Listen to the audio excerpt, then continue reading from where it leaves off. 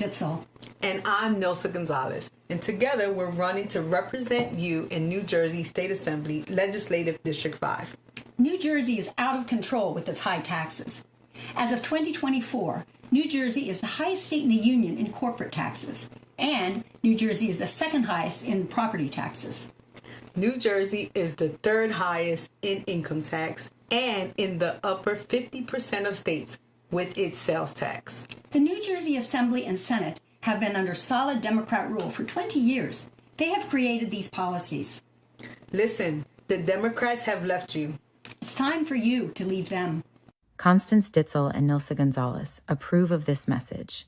This ad was paid for by the Ditzel and Gonzalez LD5 campaign.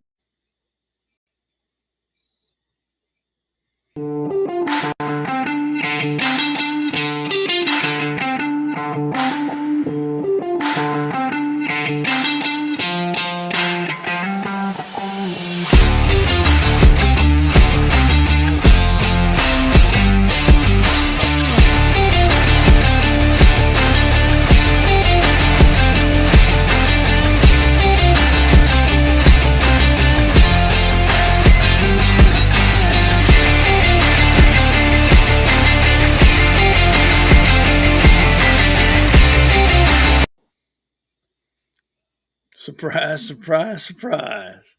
Yep, you guessed it. I am not Alexandra. Not at all. Seth, filling in for her. It's Yom Kippur, and it's her birthday. So you got to wish her a happy birthday.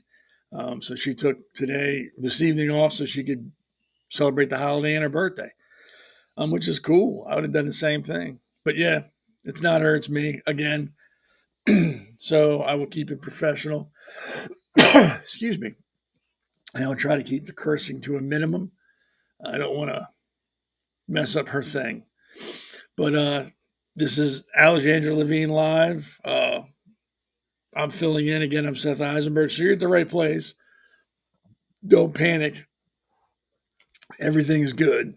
I'm just filling in. So I hope you've had a good week, because tomorrow's Friday, the weekend, and we get a reprieve, get to breathe a little bit and enjoy life, which will be fun. Better than being at work all day.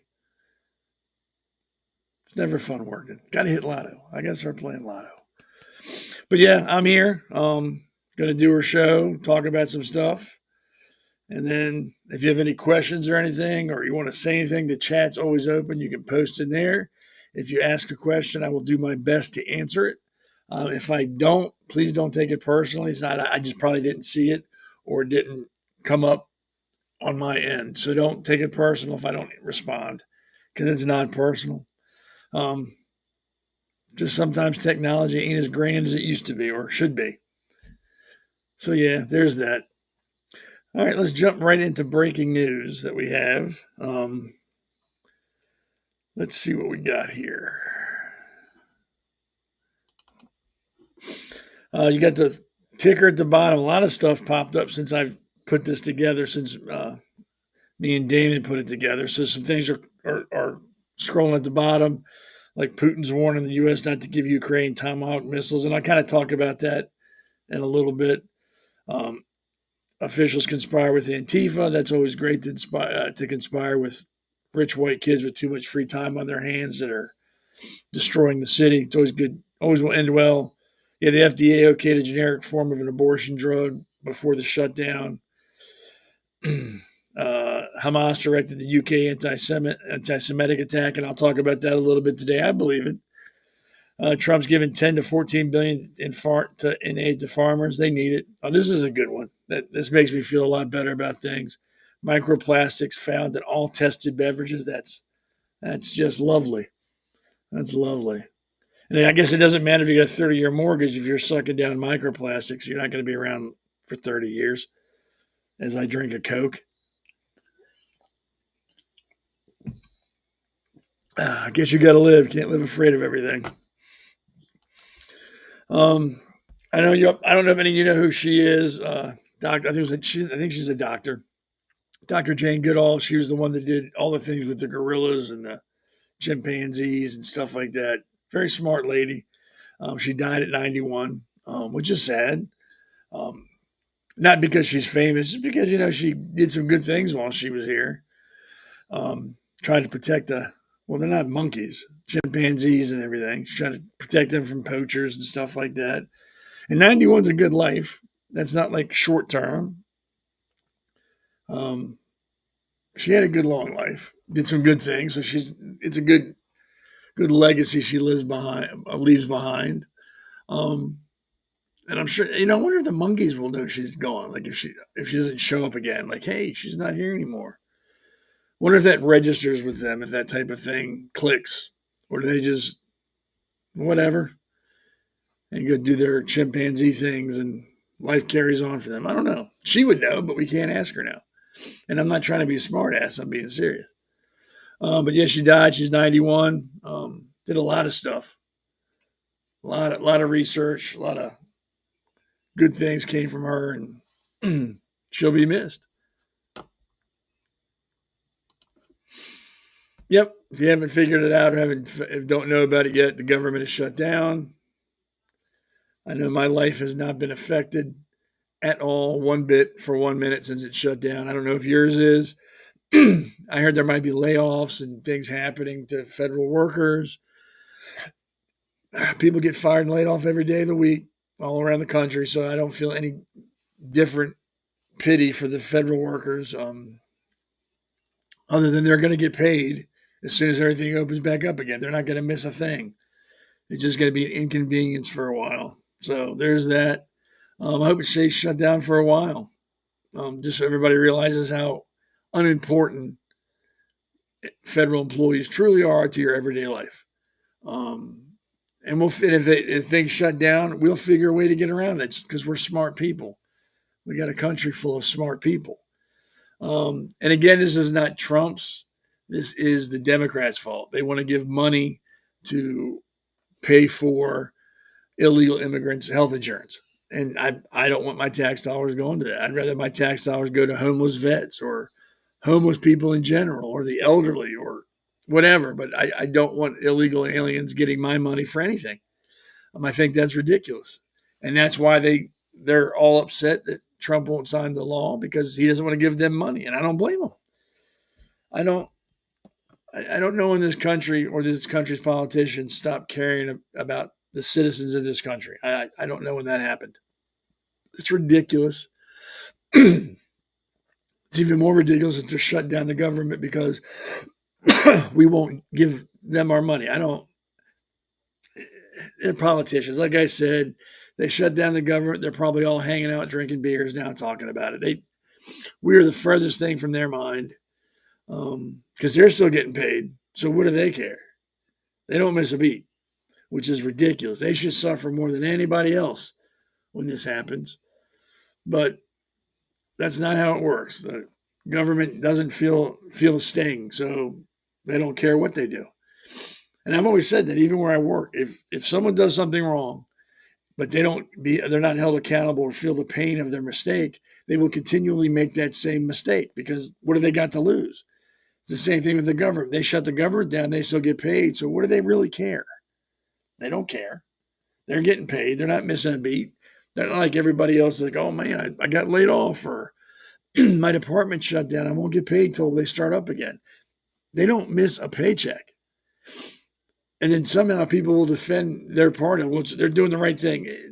It's not about the right thing. It's about they're getting paid. They don't care. So they don't. They could stay the government shut down for as long as they want. They're still going to get paid. I have a feeling, and I could be wrong. I think that,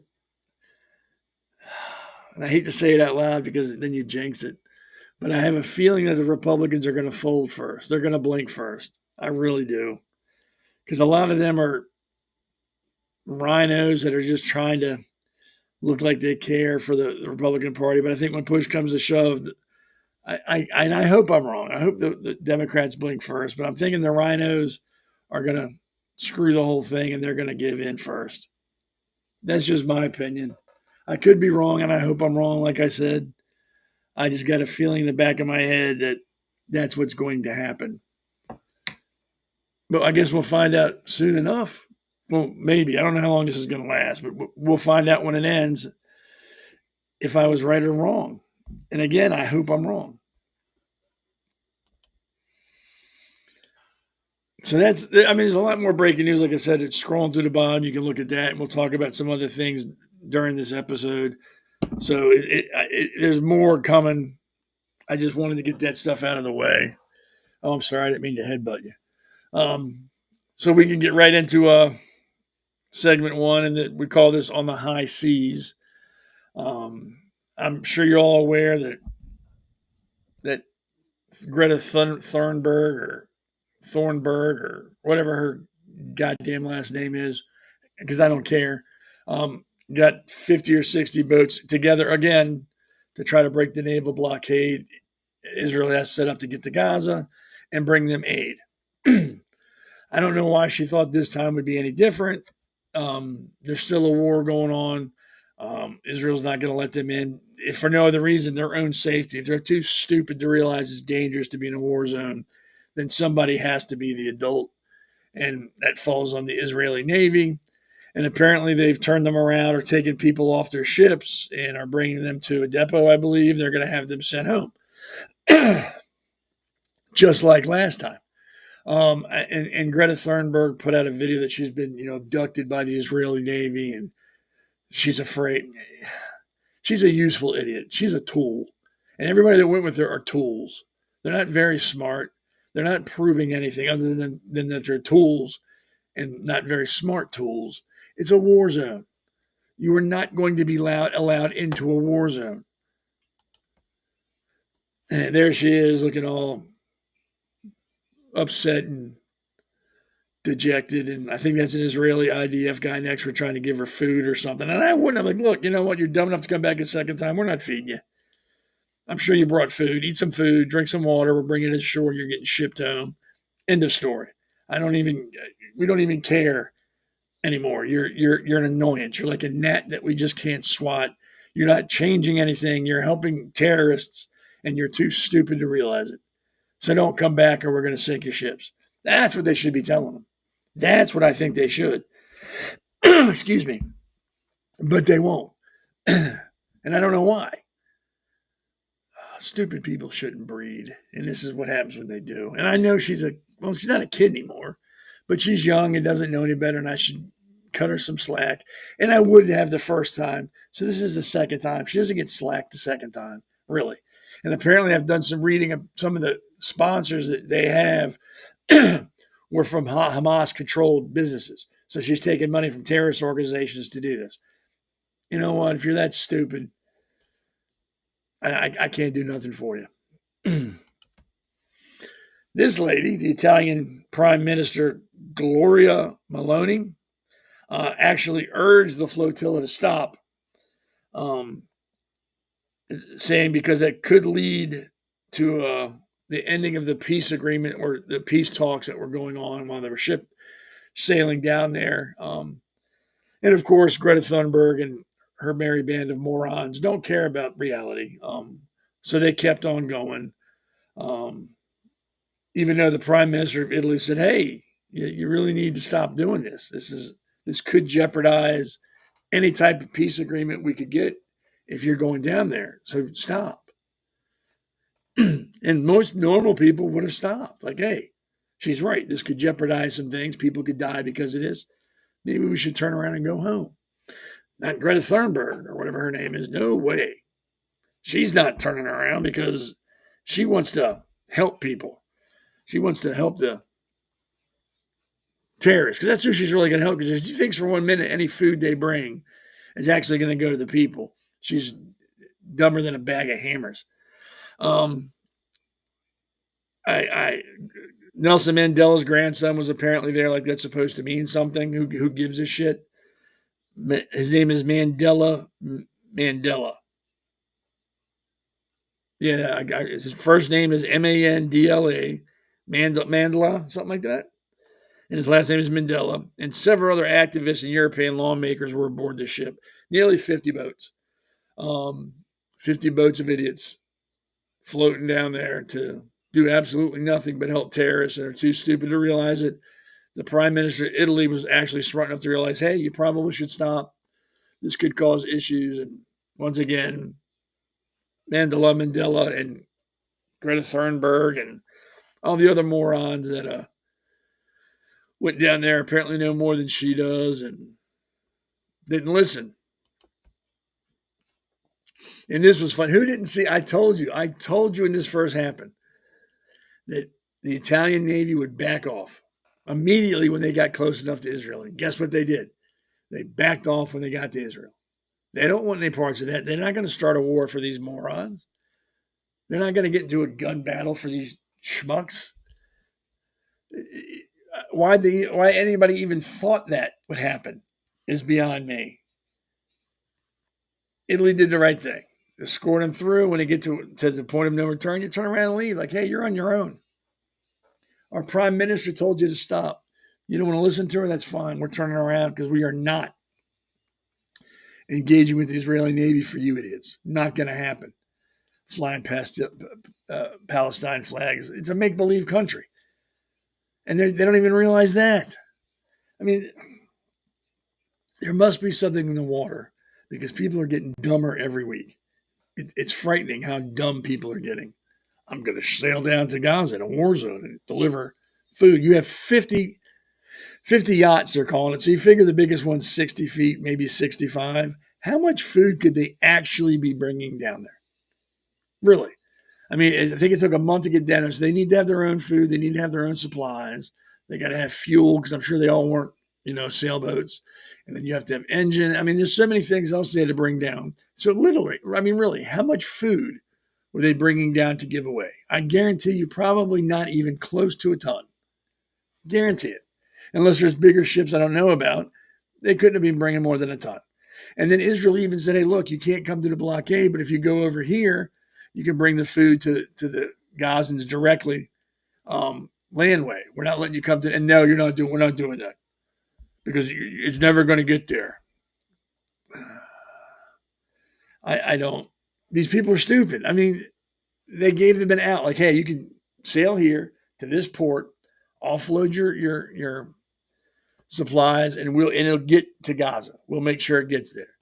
They don't want to do that because then they can't get their 90-pound heads on the news, and people won't be calling them a hero.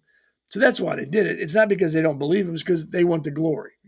And like I've said before, if you're helping somebody and don't tell anyone, that's called charity.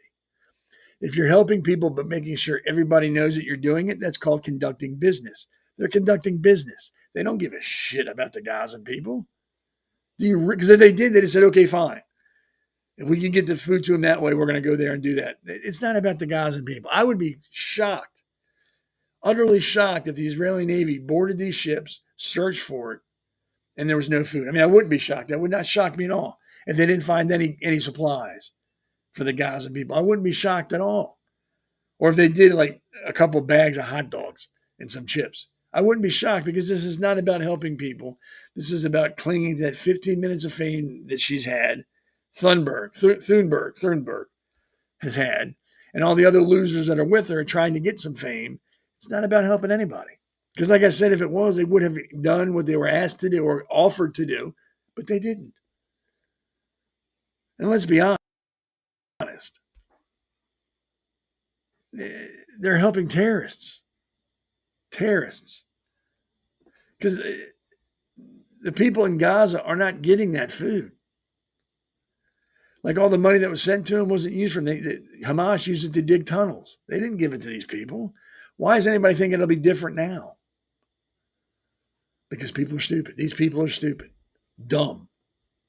Useful idiots, I believe is the term that kind of covers them. Useful idiots.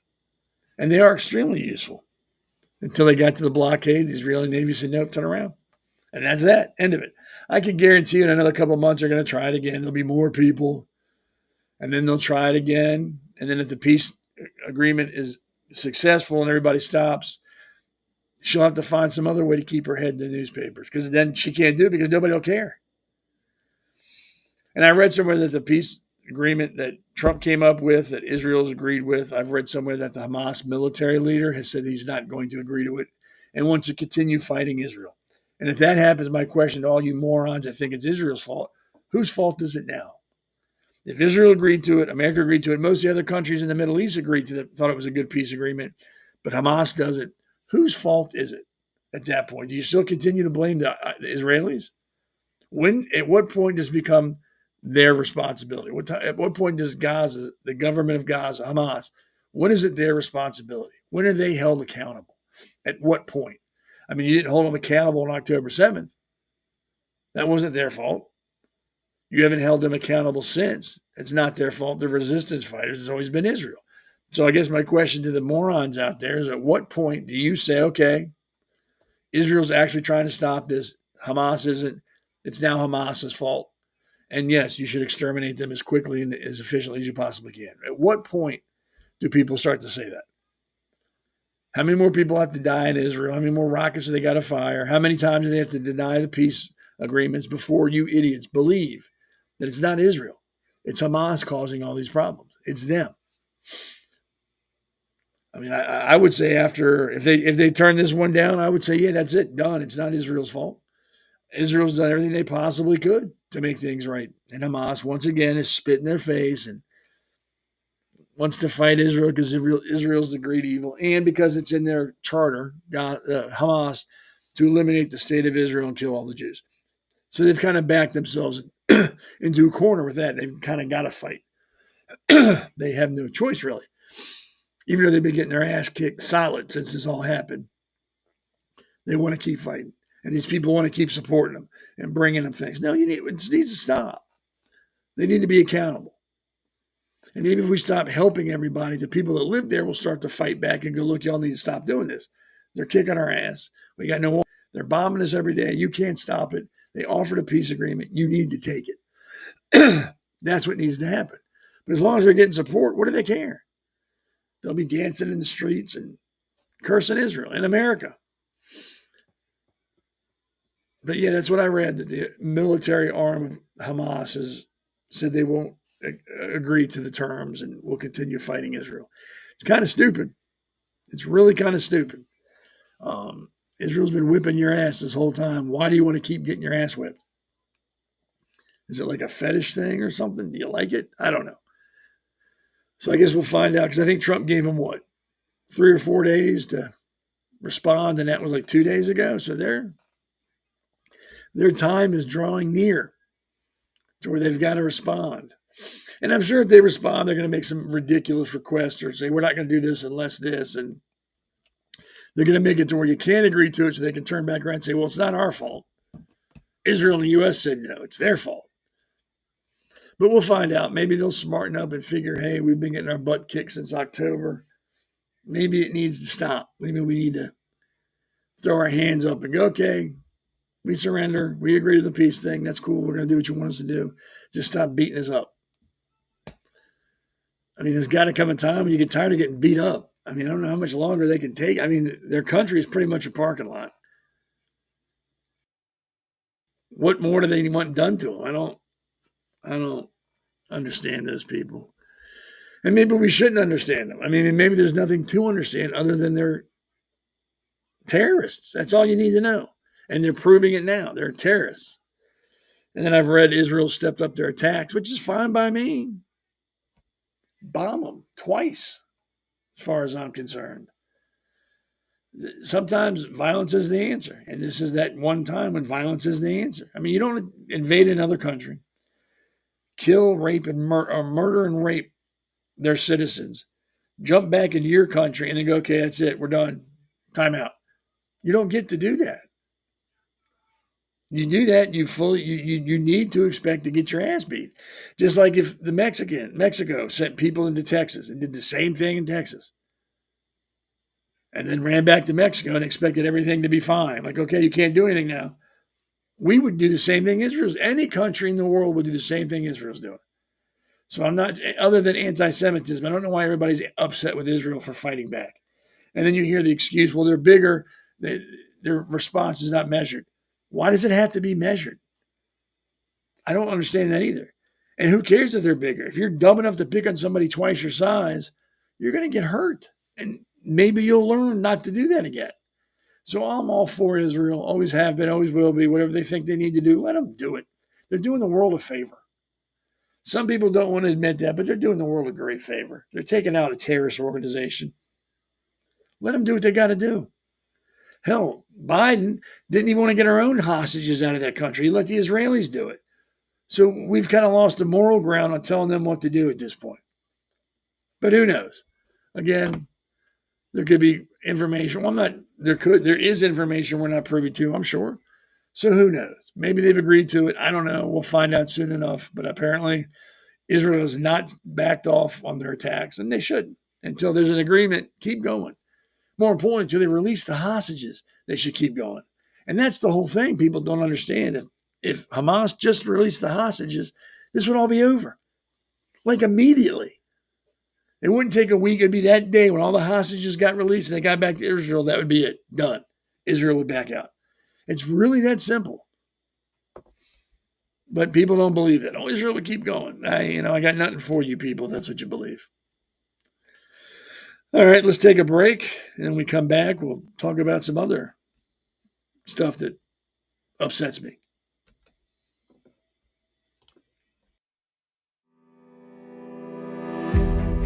Hi, I'm Alexandra Levine. I'm a professional opera singer, actress, TV, and radio personality. Since 2015, I've been a volunteer, a field director, and a campaign manager, learning the ins and outs of the political world. That's why I became a political consultant. My job is to lead you to victory with organization, structure, and the mindset of winning for your district or state. With my guidance and direction, I can keep you focused on the things that matter to the people and advise you on key issues that need to be addressed. If you're a serious candidate that is serious about winning, then book a consultation with me today. Go to levineconsulting.co. You'll be happy you did.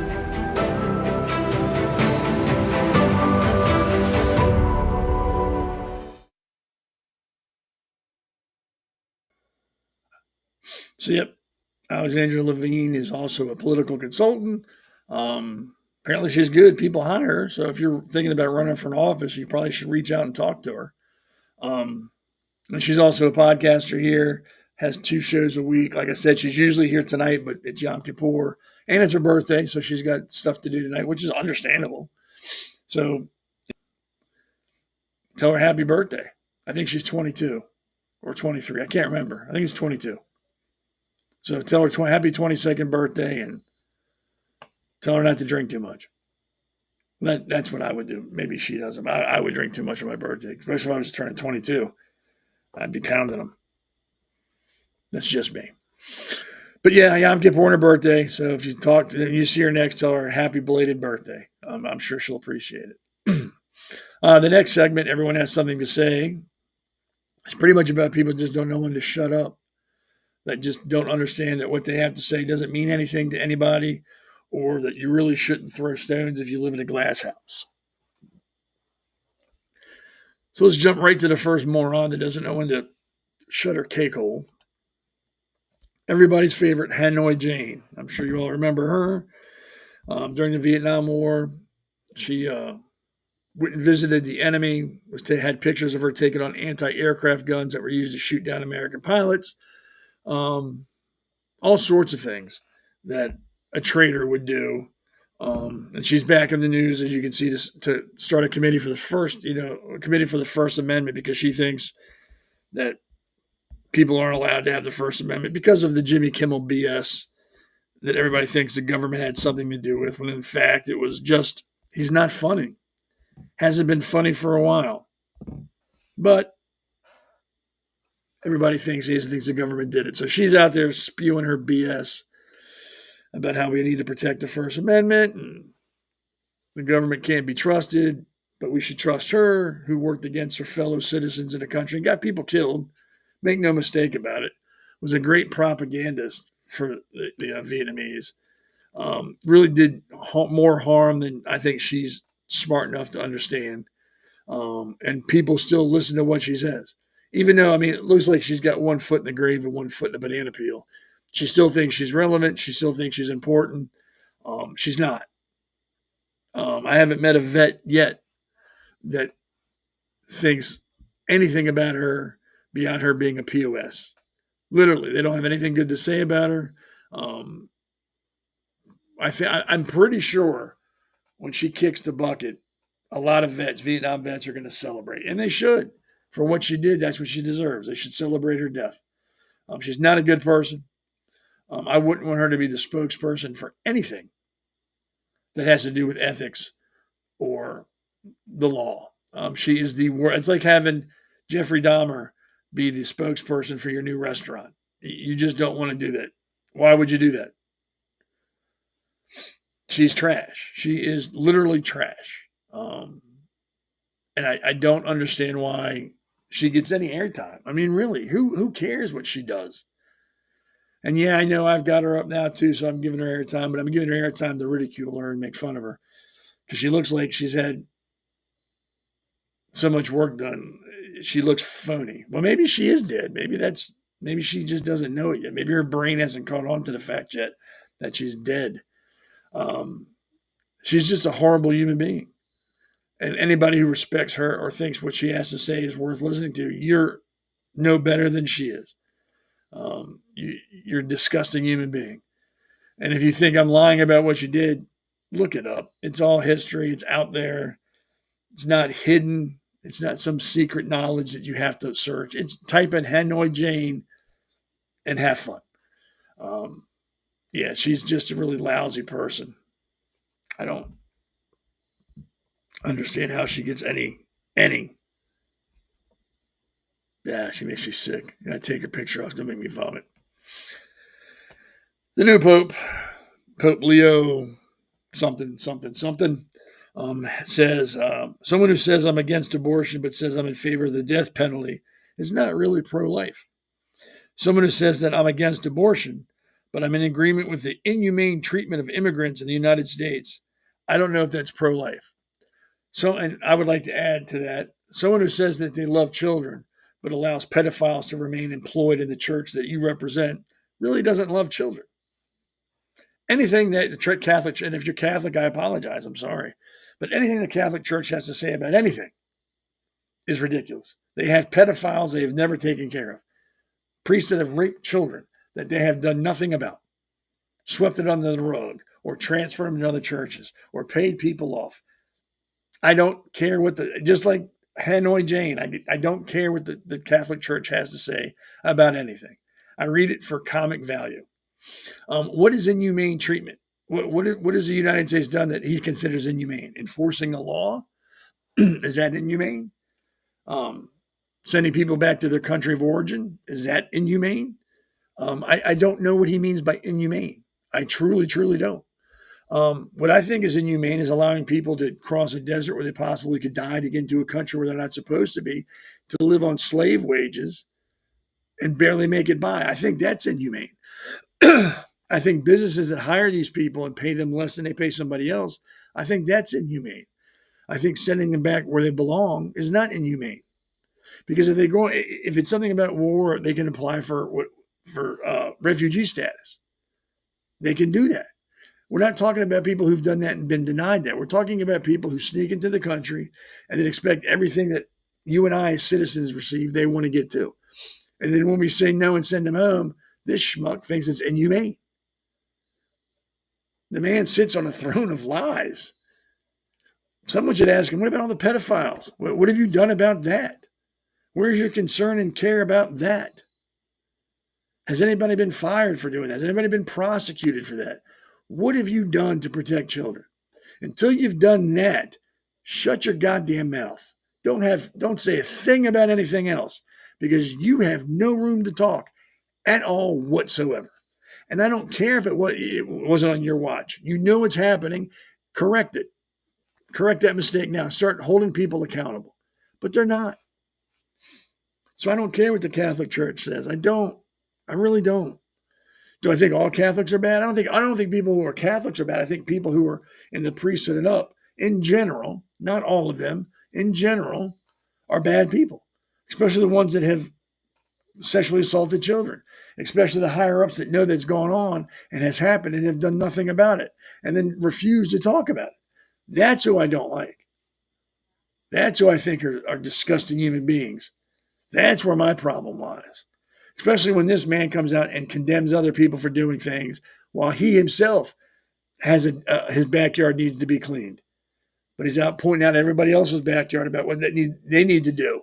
Dude, you're standing knee deep in trash. Take care of your own house first. That would be my best advice to you. Clean up your own yard before you come into somebody else's and tell them how messy there is. Because you got a lot of trash in your yard, pal. A lot. But nobody tells them this. Nobody says anything to these people. It's like they're afraid to. I'll never understand. Wrong is wrong. Doesn't matter who's saying it. Doesn't matter what mouth it's coming from. Wrong is wrong. Hold on. She's wrong. She's a wrong. She has no business talking about the First Amendment or ethics or the letter of the law. She's a traitor. She got people killed. She needs to shut up, dry up, and blow away. Doesn't make it right because she's Jane Fonda. That's Hanoi Jane. That's who she is. That's who she always will be. A traitor. This is the head of the Catholic Church that has so many problems. So many disgusting human beings work in that church. And he's going to condemn and talk about and preach to other people what they should be doing. Even if he's right, you can't listen to the man. You can't. The church harbors pedophiles for decades. They've allowed it to happen. So he has no room to come out and tell people what they need to do. He can't talk about children until he protects the children in the Catholic Church from the predators that he has working there. He can't say anything. Again, anything he says is a joke. You can't take it seriously. And again, I'm not talking about people who are Catholic that go to Catholic church. I'm not talking about that. I'm not talking about the leadership. They're responsible for what happened, and they've done nothing about it. But they have no problem coming out and preaching to everybody else about what they're doing wrong. And people won't say anything because it's the Pope. I don't care if it's the Pope. He should know better. I don't care. It's ridiculous that these people think they can preach to us from on high while they're knee deep in shit. That's wrong. And it always will be wrong. And it shouldn't matter, like I said, who it's coming from. Wrong is wrong. Hanoi Jane, wrong. The Pope, wrong. It's not his problem specifically, but he's in a leadership position now, and that's what he should be addressing. Not what everybody else is doing and pretending like there's nothing wrong with the Catholic Church. Clean up your own backyard first, pal, before you start talking about other people. That's all I'm saying. And there's nothing inhumane about enforcing the law. We're not like scooping people off the street and beating them up and putting them in dark holes somewhere we're not telling people, and that's where they die. We're arresting people, putting them in detention centers, and sending them home. There's nothing inhumane about that. Well, they're splitting up families. The family can go with them. They've made that very clear. Your family can stay or they can go. It's up to you. All make that decision, but you are going. There's nothing wrong with it. There's no country in the world that doesn't do that. Some are much, much more rough about it than we are. Try going overseas to like Europe or something and go to one of their countries illegally and then start demanding they take care of you. Find out what happens then. Everybody over here crying and complaining. The police are brutal. Have you seen some of the videos out of Germany? Have you seen some of the videos from down south? Talk about brutal police. That's brutal. Have you seen the videos of people in India? Those cops, they just walk up to you and hit you in the face with a stick and keep hitting you when you're on the ground. But American cops are rough. Obviously, you don't get out much if you think American cops are the roughest in the world. You don't know what you're talking about. So yeah, wrong is wrong, no matter who it comes from. And don't just give somebody, okay, they can say it because they're so-and-so. No, tell them they're wrong. Explain to them why they're wrong. I could go on about this for hours too, but I'm not, because I'm not. I've said my piece. You all know how I feel about it.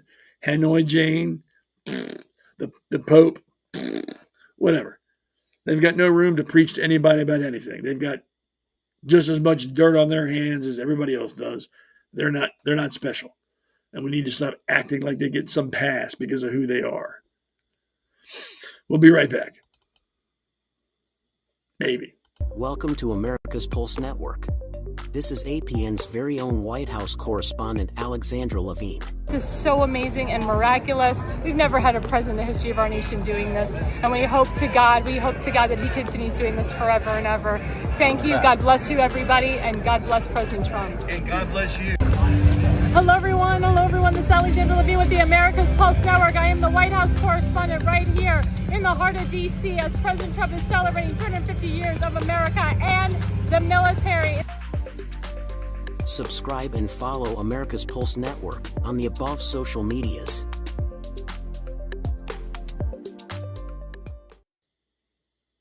I was going to start again. It's kind of crazy. Again, Alexandra Levine is the White House correspondent for the America's Pulse Network. She is not here this evening because of Yom Kippur.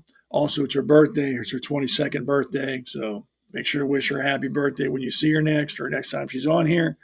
I'm sure she would appreciate it. Also in the APN, you have Damon the Hammer Galdo. He's got 2 podcasts and he has a radio show. And I believe he's running for Congress in Jersey where he lives now, which is very cool.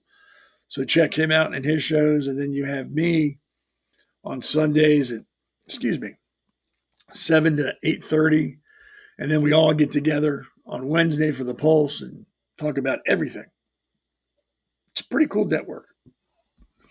And if you're interested in having your own podcast, just go to our website, americapulsenetwork.com.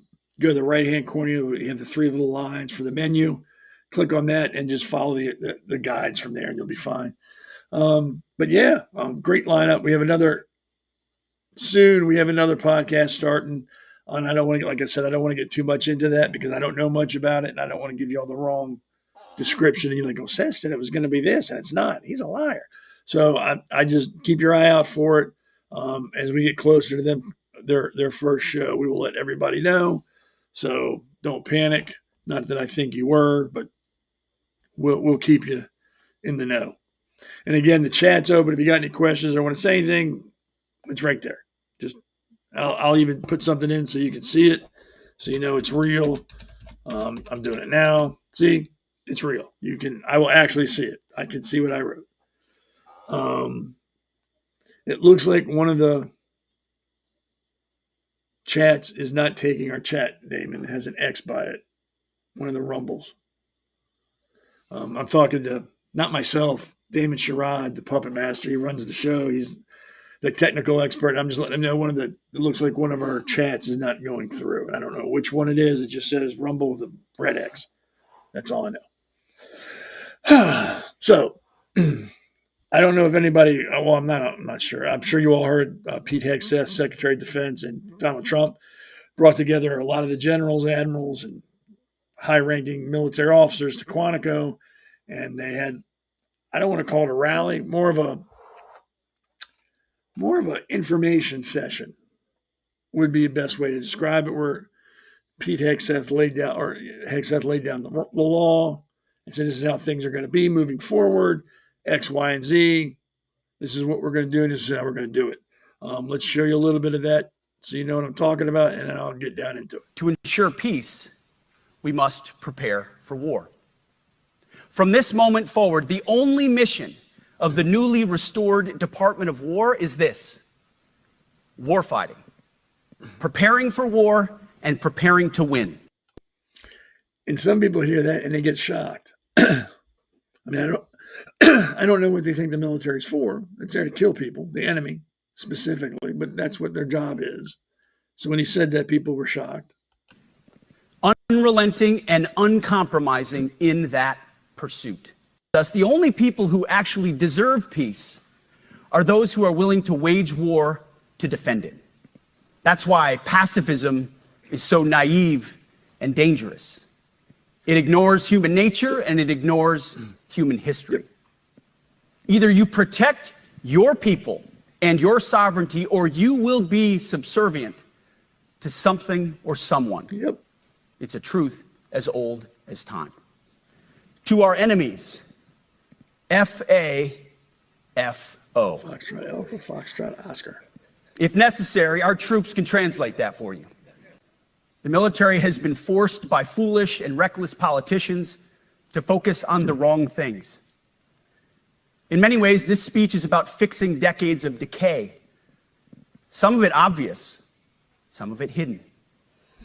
Or as the chairman has put it, we are clearing out the debris, removing the distractions, clearing the way for leaders to be leaders.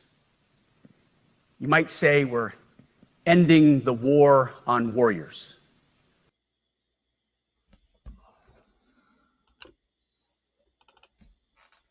Nothing there should be earth-shattering. Nothing there should be surprising. I think I talked about it Wednesday night. If you watched the Pulse on Wednesday, I pretty much said what I'm about to say again. The military is there for one thing, to kill the enemy. Every job in the military is geared towards that goal. In some way, shape, or form, every job is working towards killing the enemy, directly or indirectly. You may be infantry, or you may be spec war, you may be, artillery, directly responsible for killing the enemy, as many as they can. You may be a cook, you could be a mechanic or what else, or something else. That is indirectly working towards killing the enemy. You are helping keep the machines running that kill the enemy. You are feeding the warriors that go out and fight and kill the enemy. You're treating those warriors. You're keeping records of what's going on to help those people go out and kill the enemy. There's no job in the military that in some way, shape, or form is not directly or indirectly associated with killing the enemy. So when he's talking about, there needs to be physical requirements, I completely agree. When I was in boot camp, there, everybody had to do the same things. It was a mile, I think in under 5 minutes, 30 push-ups, 30 sit-ups, and you had to swim and tread water. Everybody had to do it. My boot camp was all guys. It wasn't co-ed, so I couldn't tell you if at that point there was different requirements for women. I don't know. I can just tell you, speak for what I know, and everybody had to do the same thing. And that's how it should be in the military. You shouldn't get a break because, like I said, just because, Janie's a girl and Johnny's a guy, they both had the same job, doesn't mean things are different with that same job because Janie's a girl. What needs to be done needs to be done. Doesn't change, doesn't get less difficult. Nothing is different for the female doing job A as it is for the guy doing job A. Same thing is required. So why are the physical requirements the same? I think it should be. And if that means there are certain jobs in the military that a woman can no longer do, I'm sorry, it's not personal. There are women who could pass those requirements, and they could very well and most likely will be in those positions. There are some women that won't be able to pass those requirements. So be it. It's not personal. It's how things are. We're not talking about high school football or a cheerleading squad or cross country. We're talking about people whose job it is to train, prepare, and go kill enemies when required. It's that simple. Like not everybody will be in the NFL. Not everybody will be able to be in the military. It's not a bad thing. It's not a knock on anyone. He also said in some of the other video that I didn't show, DEI is done. They're not doing that anymore. That's great. Everything in the military should be merit-based. That's it. There should be no other measurement used for promotions or what have you other than merit. That's it. There's not going to be like sensitivity training where you're going to learn about proper pronoun usage and, all that. No. That is not the time and place for that. The military is there to protect democracy, not practice it. That's what I was told when I was in. We're here to protect it, not practice it. And that's the truth. No more dudes in dresses. I agree with that. None of this is personal. Like you said, this is all geared towards making sure our military is combat ready at all times. And that's how it should be. Of course, when you read the news, or the newspaper and social media, there are people out there, this journal quit because of that, or this guy said that's ridiculous. Nobody cares, dude. Nobody cares. You quit. I think Trump or Seth even said, if you don't agree with this, you can leave. You can resign. That's fine. Because they both know they're not going to make everybody happy. You can't make everybody happy. Especially like I said, what he said for years, inept leadership has brought us to this point, and he's going to change it. The inept leaders aren't going to want to hear that. The fat bodies aren't going to want to hear that. So they're going to be upset and complain and cry, and they're going to leave. That's fine. Like I said, the military isn't for everybody. That's why it's volunteer. You don't have to join, you volunteer. So yeah, I agree with everything he said. There's nothing wrong with what he said. Of course, like I said, you're going to find people that'll bitch and moan and cry about it. And then they're going to question, well, how is he in charge as your Secretary of Defense? That's ridiculous. What has he done to earn that? What has he done? Here, let me tell you what he's done. He served as an Army National Guard officer from 2002 to 2021 with combat deployments. Combat. He was in combat, led men into combat in Iraq and Afghanistan. That's a good enough requirement for me to lead the military, that you've been in the military and you've been in combat and you've led men. Sounds like a pretty good reason to have him as Secretary of Defense to me. I'd rather have him than some college boy that's never done anything except seeing combat in a frat house when he drank too much beer and got sick. This is what I want. The only thing that would be better would be like a Marine who was born a Marine and from age 2 to age 30 was in the Marine Corps infantry and has been in every engagement in the entire world and led men everywhere. That would be the only thing that would be better to me. But I'll take an Army guy. He's seen combat. He's been in this shit. What more do you want? And he's a college graduate. So much more do you want? What else does he have to do to make some of you happy that he's in charge of the military? What else? Someone tell me what else you're looking for. Because I can't think of anything. Really, I can't. But like I said, you're not going to make everybody happy all the time. There's going to be people out there who are upset and ticked off that he's in charge. And I call those people morons.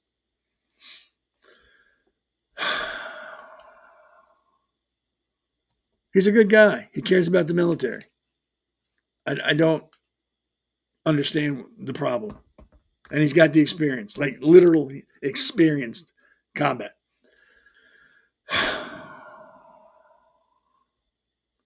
I don't get it anymore. I've stopped trying to understand people because you never will.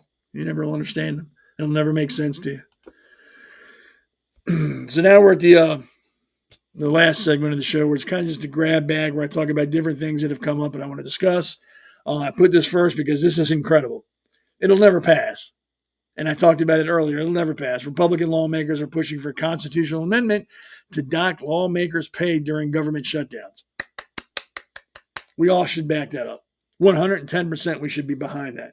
It's not going to pass. And I'm sure he knows it's not going to pass. I'm sure they're doing it just for looks. But I don't care. They brought it up and they're trying to make an amendment. That's awesome. And to make an amendment ain't easy. I think you need 32 states to agree to it, and it's got to go to different things in a vote. It's very hard to make an amendment.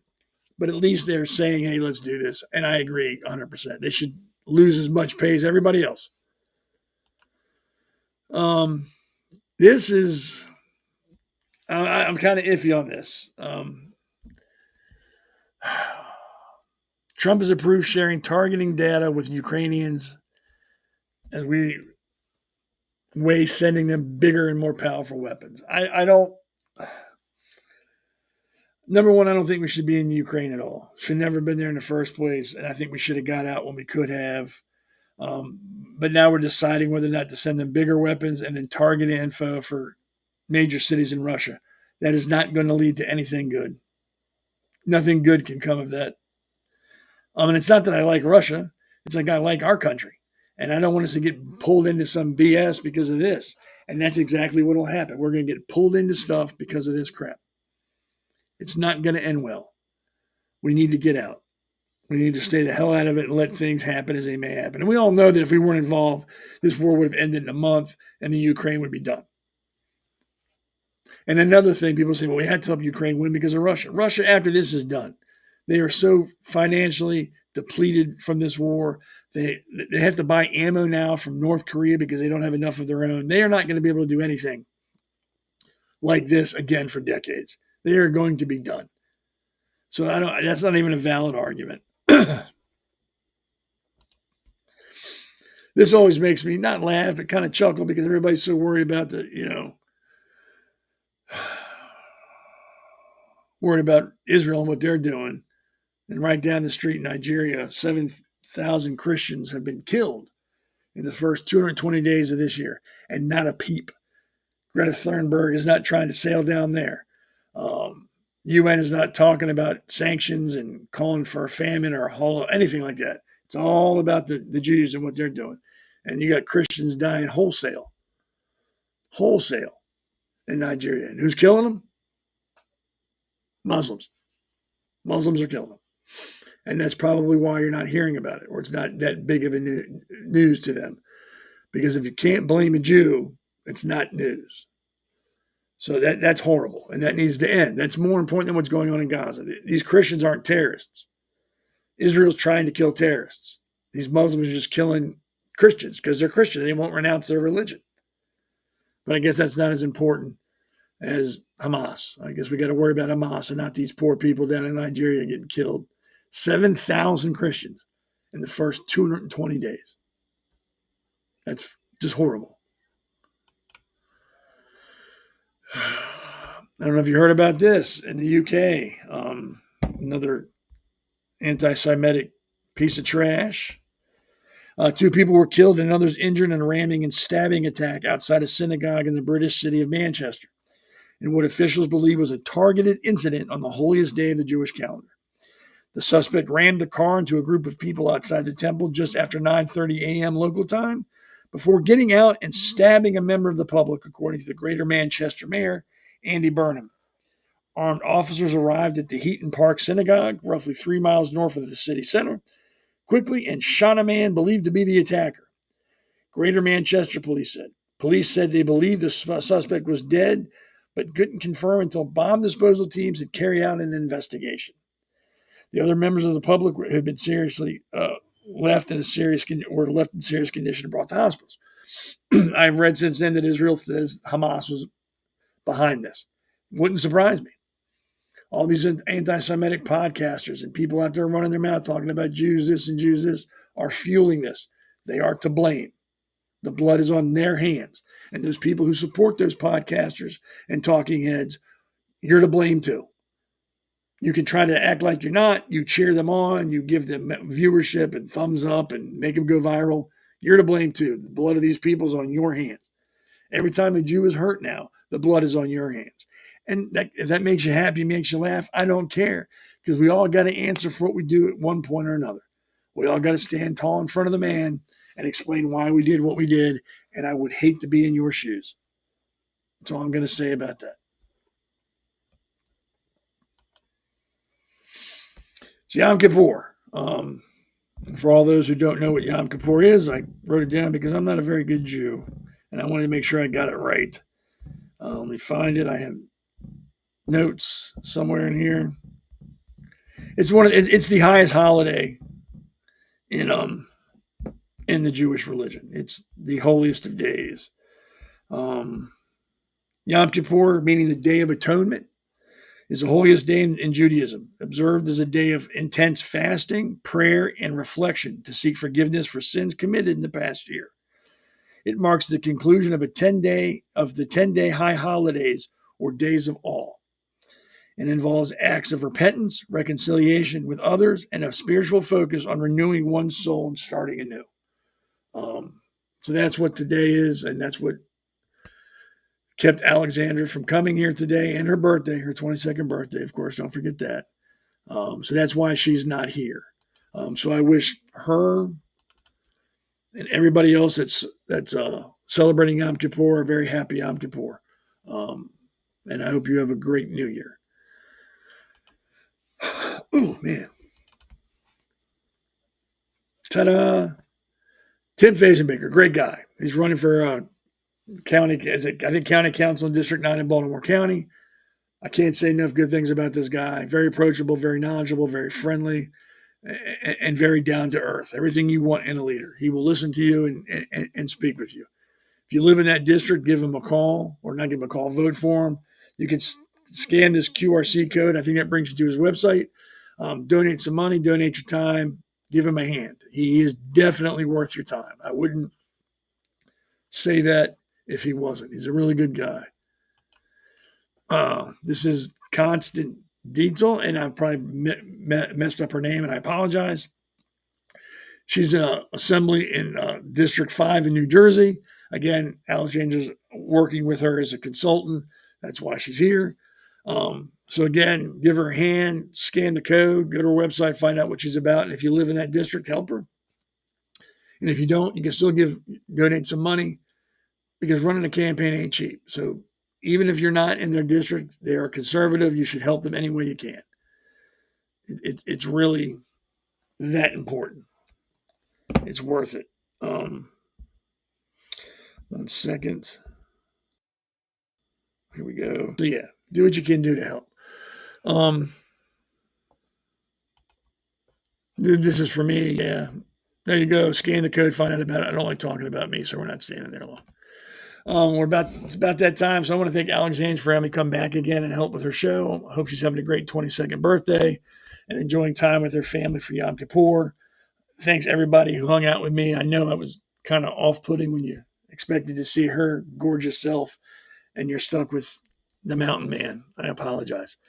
Before I go, I don't know if you watch my conservative corner, I give an opinion on something at the end of every show. So I'm going to do that here before we go. And it's about Yom Kippur. Excuse me. Yom Kippur, the Day of Atonement, is Judaism's holiest day, a 25-hour journey of introspection, repentance, and spiritual cleansing that resonates deeply in 2025, a year scarred by division and strife. Observed on the 10th day of Tishrei, I'm going to butcher the Hebrew, so I apologize. Falling this year on October 1, 2, and Yom Kippur is not just a ritual, but a profound communal embrace of humanity's capacity for growth and forgiveness. It's a day when Jews worldwide pause, reflect, and recommit to living with purpose, making it a beacon of hope in a world desperate for both. At its core, Yom Kippur is about returning to Shiva. Again, I'm sorry I'm butchering it. To one's best self. From sundown to sundown, Jews fast, abstaining from food, drink, and worldly pleasures, stripping life to its essentials to focus on the soul. Synagogues hum with the haunting melody of Kol Nidre, a prayer that releases unfulfilled vows, setting the tone for a day of accountability. The liturgy, rich with confession, like the Vidui. Again, I'm sorry, my father would beat me up. Isn't about self-flagellation, but honest recognition, acknowledging wrongs to God, to others, and to oneself. In 2025, with anti-Semitism surging 337% since October 2023, per ADL reports, this act of collective humility feels like a defiant stand for resilience and moral clarity. What makes Yom Kippur radiant is its universal call to repair. It's not enough to say sorry. The day demands action, seeking forgiveness from those we've wronged before approaching the divine. This year, as families gather at pre-fast meals, breaking bread over chicken soup and challah, or end with bagels and lox, the ritual binds communities across generations. In Israel, streets fall silent. No cars, no commerce, just bicycles and prayer shawls. A nation unified in reflection. Globally, from New York's packed shuls to small Zoom minions, Jews connect through shared purpose, proving that even in a fractured world, unity is possible. The joy of Yom Kippur lies in the promise of renewal. The service as the gates of heavens close in a crescendo of hope, with congregants standing, hearts open, chanting for mercy and peace.